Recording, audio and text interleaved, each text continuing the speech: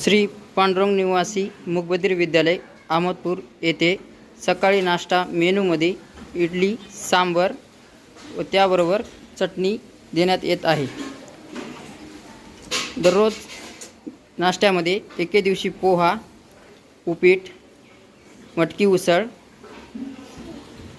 वाटाणा देण्यात येतो।